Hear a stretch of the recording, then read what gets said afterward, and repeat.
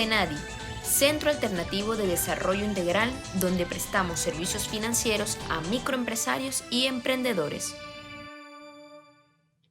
Hola mis amigos, bienvenidos nuevamente a Metaeconomía, programa que transmitimos todos los miércoles por Visión Democracia TV, donde estamos construyendo futuro, y no olviden suscribirse. Hoy nos acompaña un amigo de la casa, Gustavo Machado, profesor de la Facultad de Economía del IGES, tiene un máster en Teoría y Política Económica, es asesor, conferencista y escritor sobre la materia. Formamos con Gustavo un grupo de economistas que estamos reflexionando sobre las posibilidades de desarrollo del Estado Zulia. Así que hemos tenido en este programa a economistas y profesores como Alberto Castellano, Rodrigo Cabezas, Alfredo Rincón y David Castillo.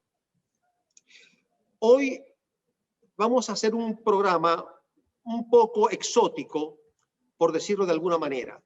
Vamos a compartir, no es una entrevista, vamos a compartir con Gustavo entre preguntas y repreguntas y respuestas un análisis sobre las características del Estado Zulia y su comparación con 10 países que tienen un territorio similar o una superficie más pequeña que el Estado Zulia.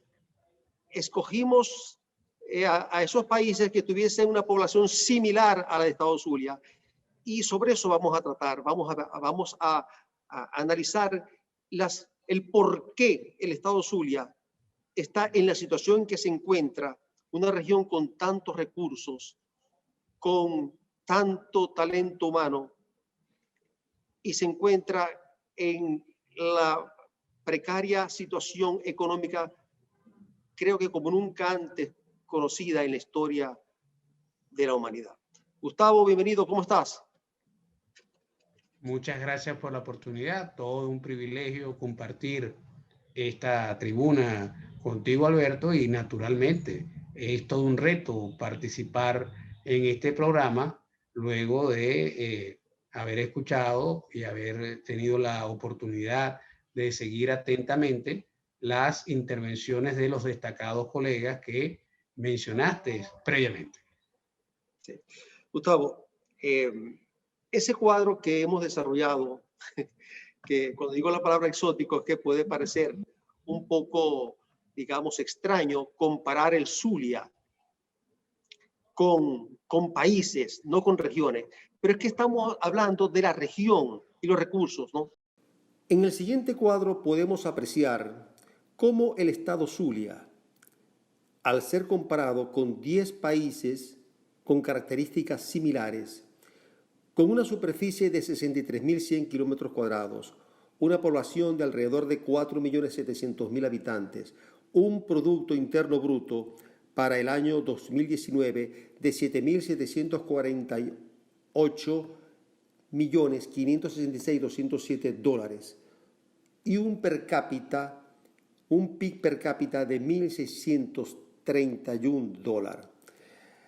Comparemos el Producto Interno Bruto per cápita del Zulia respecto a Panamá y es apenas el 5.59%, el 2.10% de Irlanda, el 6.23% de Croacia, el 8.85% de Costa Rica, el 2.79% de Dinamarca, el 1.98% de Suiza, el 2.08% de Kuwait, el 1.21% de Qatar, el 5.80% de Puerto Rico y el 1.67% de Singapur.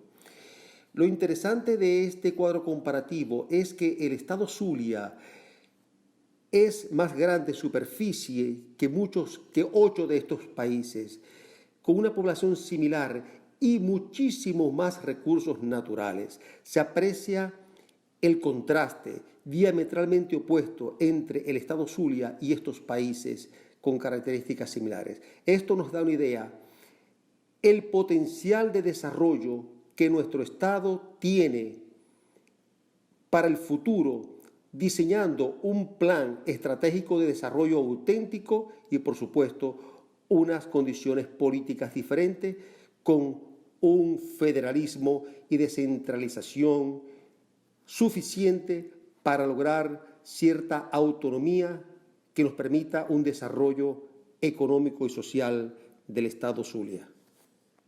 Es importante que el Estado Zulia entre en un proceso de reflexión que le permita reconocer sus potencialidades. En este sentido, cabe destacar que el Zulia presenta 5 subregiones bien definidas. Tenemos la subregión Guajira, la subregión Capital, la subregión Perijá, la subregión Sur del Lago y la subregión Costa Oriental del Lago. En la subregión Costa Oriental del Lago tenemos un potencial muy importante, no solo para la industria energética, como tradicionalmente ha sido el caso, sino también para desarrollar la industria metalmecánica, generando pues una cadena de valor interesante. En el caso de la subregión Guajira, pues evidentemente también se pueden desarrollar emprendimientos en materia energética. Debemos recordar, por ejemplo, que allí tenemos esta importante mina de carbón en Guasare. También desarrollar proyectos muy importantes en materia de infraestructura para el suministro del agua, pues durante mucho tiempo pues se ha hablado de la necesidad de construir la represa El Brillante y por si fuera poco, también en la subregión Guajira existe un importante potencial para el desarrollo de tanto la energía solar como de la energía eólica. En el caso pues de la subregión Capital, naturalmente, además de tener el potencial para prestar los servicios de apoyo a los emprendimientos que puedan ocurrir en las otras subregiones, también hay que destacar una importante concentración de centros educativos que facilitan pues la formación de talento humano. Y en las subregiones Perijá y Sur del Lago, pues el potencial para producir alimentos es muy relevante. Correcto. Mencionaste algo sumamente importante, que es que para poder transformar y agregarle valor a tantos recursos minerales, energéticos, forestales y suelos y marítimos que tiene el Estado Zulia, se requieren un conglomerado de empresas, de fábricas de transformación.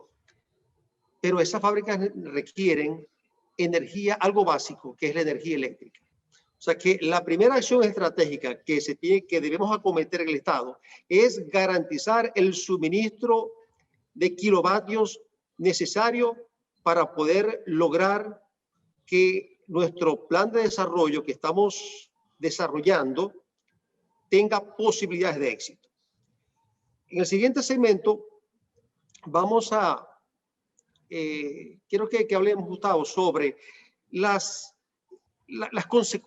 causas que explican esta situación del Zulia y por qué nosotros con tantos recursos como petróleo, gas, carbón, arenas silíceas, barrita, caliza, cobre, petróleo, sal, tenemos recursos forestales y producimos palma aceitera, uva, leche, queso, ganado, bovino, ovino, caprino, porcino, aves, huevos. Bueno, pare de contar. Y sin mencionar la parte marítima, el zuliano tenga realmente que hacer, como la mayoría, como un 80% de la población, máximo 2 comidas al día. En el siguiente segmento seguimos conversando, mis amigos, sobre este análisis del Estado Zulia con respecto a países que con menos recursos han hecho muchísimo más.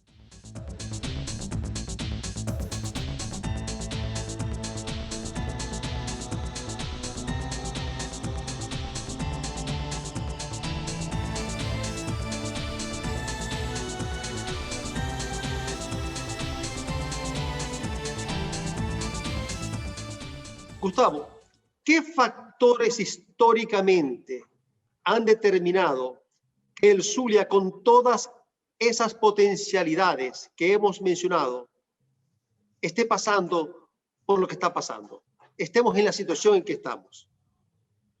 Bueno, evidentemente el Estado Zulia forma parte de un conjunto mayor que es Venezuela. Y la marcha del ritmo del desarrollo del Estado Zulia, pues por supuesto ha estado determinada por la marcha del ritmo de desarrollo de Venezuela. Veamos ejemplos concretos. Cuando efectivamente comienza el proyecto democratizador en Venezuela, pues empezamos a ver cómo empezaron a surgir o a apreciarse símbolos o síntomas de desarrollo importantes en el Zulia.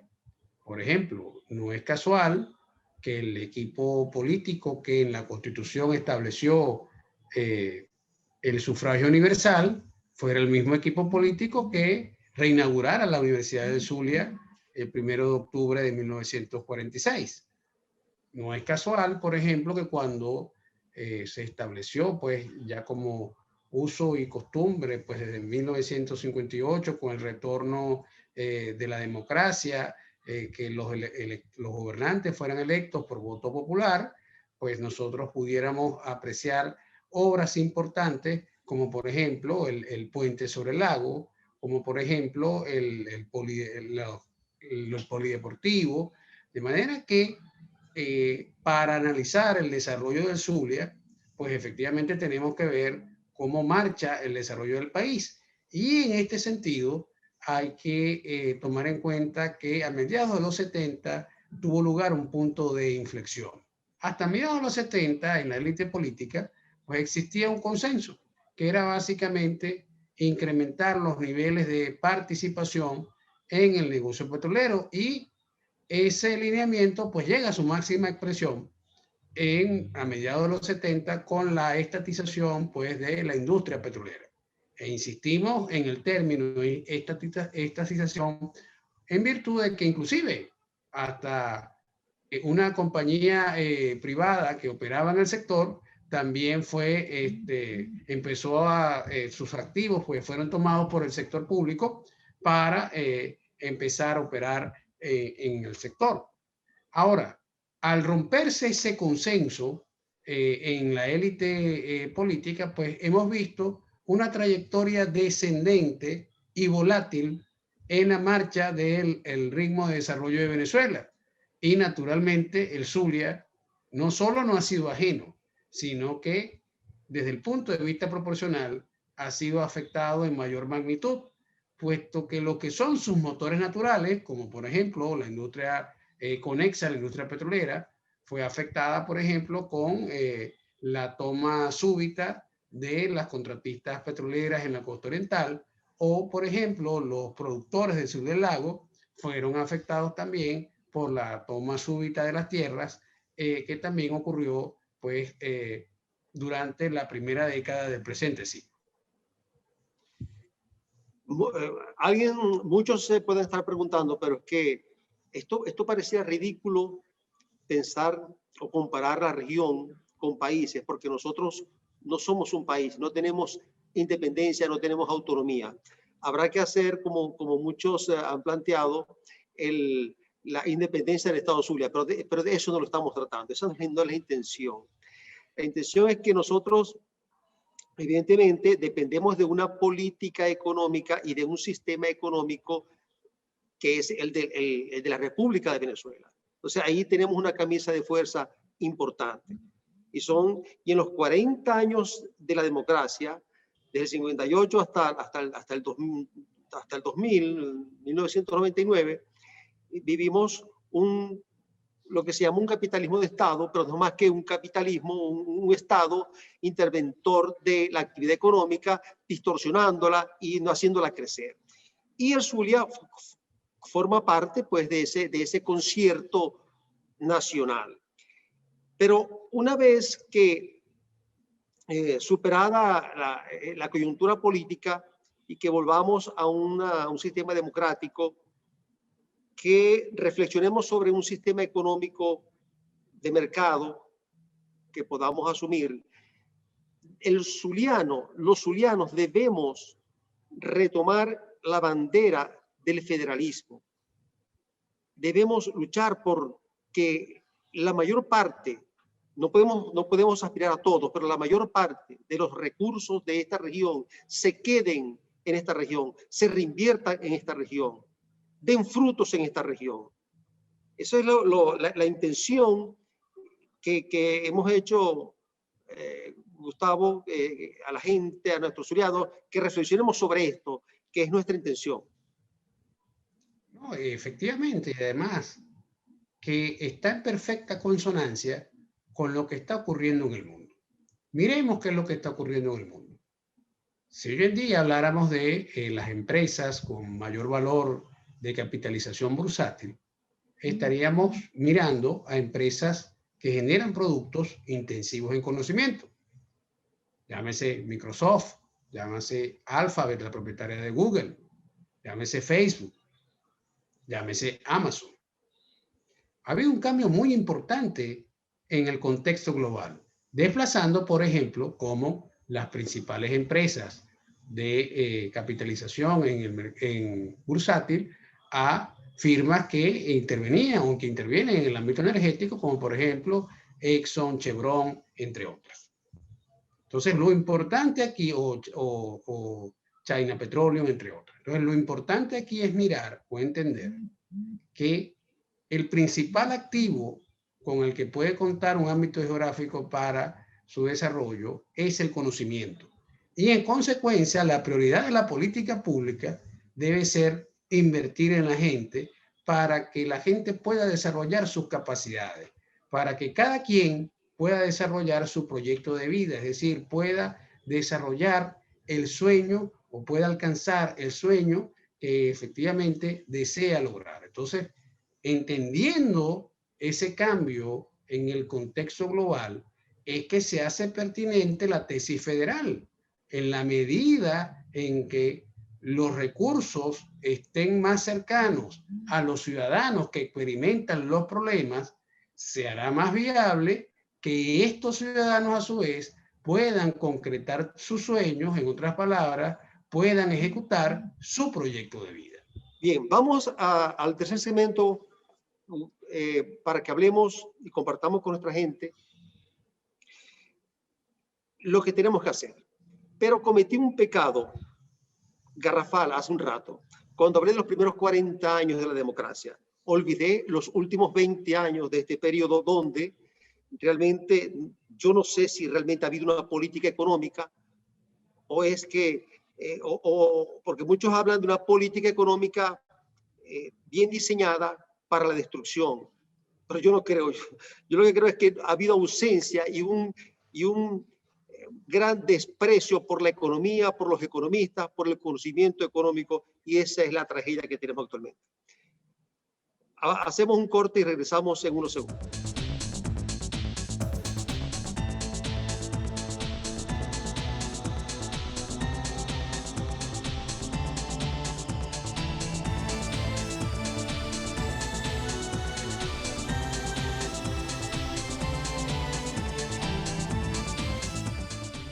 Bien, mis amigos, Gustavo, hace unos segundos te pedí que cerrásemos este segmento con qué podemos hacer.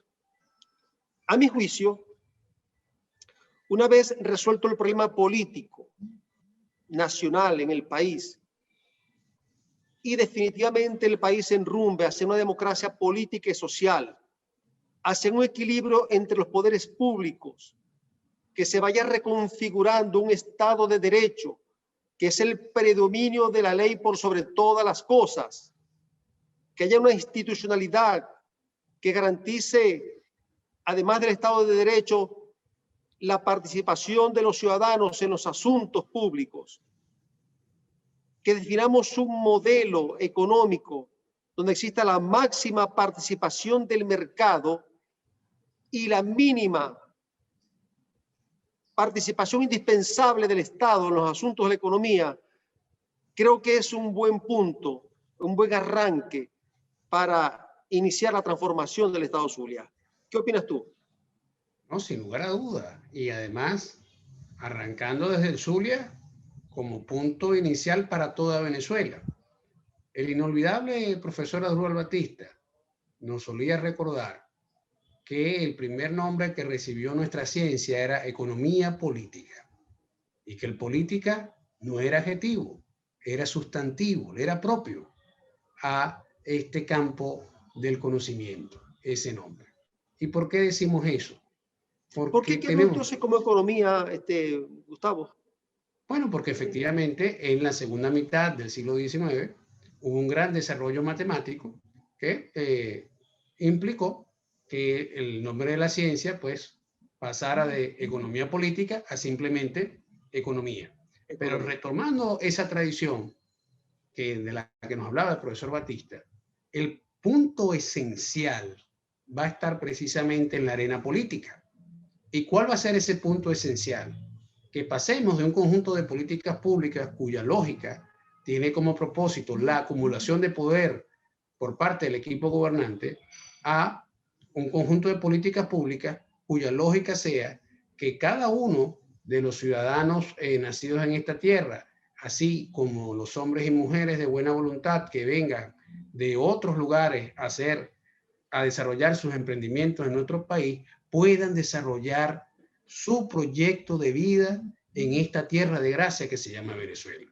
Cuando logremos ese acuerdo, pues efectivamente podremos aguas abajo implementar todos estos lineamientos de los cuales tú estás hablando. Por ejemplo, entender que debemos tener tanto mercado como sea posible, tanto Estado como sea necesario. ¿Quién fue el autor de esas palabras, Gustavo? Bueno, fíjate, fundamentalmente esa es la premisa básica del modelo alemán, del capitalismo renano, de la economía social de mercado. Y entonces eso lo comparten, por ejemplo, por supuesto, con diversas tonalidades, los demócratas cristianos en Alemania y los socialdemócratas. Y es lo que explica la estabilidad de las políticas públicas en Alemania.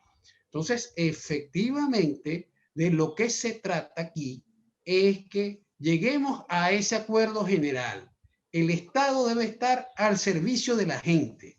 La razón de ser del sector público es generar condiciones propicias para que los particulares puedan desarrollar su potencial y no que efectivamente estén los particulares al servicio de los proyectos de vida de quienes circunstancialmente sean los gobernantes. Cuando lleguemos a ese acuerdo, cuando efectivamente esa lógica se empieza a desatar, entonces, por supuesto, veremos cómo se va a desarrollar el potencial energético de La Guajira y de la costa oriental, veremos cómo se va a desatar el potencial de generación de alimentos en la subregión Perijá y en el sur del lago, y no nos será, digamos, sorprendente cómo todo el talento humano que está en la región capital, más el potencial de prestación de servicios para el desarrollo de infraestructura, para el potencial de las otras 4 subregiones, lo podamos ver florecer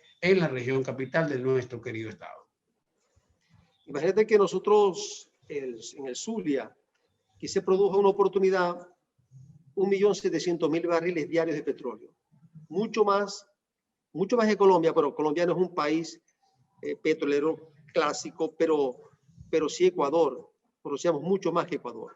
Ese lago maravilloso que el Creador nos regaló en más de 100 años de explotación, hay estudios que revelan que nuevas capas en el subsuelo que pueden tener petróleo liviano, además de los campos o de los yacimientos marginales que en otrora fueron maltratados o mal gerenciados o mal explotados, se pueden recuperar. O sea, puede haber un factor de recobro interesante para retomar desde el punto de vista de la actividad petrolera, el apalancar allí el desarrollo del país, en este caso pues del estado Zulia. En definitiva, desarrollar un plan económico para el estado Zulia que abarque todos estos elementos que estamos conversando, se requiere definitivamente llevar al máximo la política de descentralización que creo que le impulsó el presidente Carlos Andrés Pérez y fue luego abandonado ese proceso, y una federación con cierto nivel de autonomía, donde incluso la ley habla de que hasta desde el punto de vista del poder judicial, hasta los estados tendrían hasta un tribunal supremo de justicia para incluso descentralizar la justicia y lograr pues que el zuliano nos hagamos cargo de esta región sin renunciar, que no se entienda, sin renunciar al orgullo de ser venezolano. No, sin lugar a dudas, en primer lugar, hay que recordar siempre que efectivamente el nombre del país surge en nuestras aguas. El Golfo de Venezuela no es casual que se llame de Venezuela, porque precisamente es en esas aguas, pues, ¿no? De donde viene nuestro nombre, ¿no? Luego, en materia de potencial energético, basta con recordar una cifra. Colombia tiene aproximadamente unos 2.000 millones de barriles en reservas de petróleo. Dependiendo del analista al que tú escuches, en el caso del estado Zulia, las reservas de petróleo están oscilando entre 10.000 y 20.000 millones de barriles, o sea, entre 5 o 10 veces más. Pero lo más importante es que desde el Zulia debe surgir una propuesta donde, digamos de manera bien clara, que ya no nos vamos a conformar con acudir a pedir recursos frente al gobierno central, sino que de ahora en adelante vamos a tener un mayor control de nuestro destino, manejando nuestros recursos y enviando al gobierno central, en el marco de una propuesta federal, los recursos necesarios y suficientes para que efectivamente el gobierno central pueda cumplir con sus nobles tareas. Sí. Aclaro un poco, muchos podrán pensar, bueno, y estos dos súper fanáticos regionalistas, ¿qué están diciendo? ¿Qué están hablando? No, es que realmente la crisis venezolana, como lo dije en el programa pasado, la crisis venezolana tiene un plus en el Zulia. No, sin lugar a dudas. Un plus de un 50 u 80% adicional. O sea, realmente la gente del central, el oriental, el del llano, no sabe lo que está viviendo el Zulia. Es terrible la situación en el Zulia. Entonces eso nos tiene realmente súper, además del estrés clásico por la situación del país, y el Zulia, ese plus pues nos tiene muchísimo más amargado que el resto de nuestros compatriotas. Gustavo. Y eso lo reflejan los números. Permíteme darte un número final.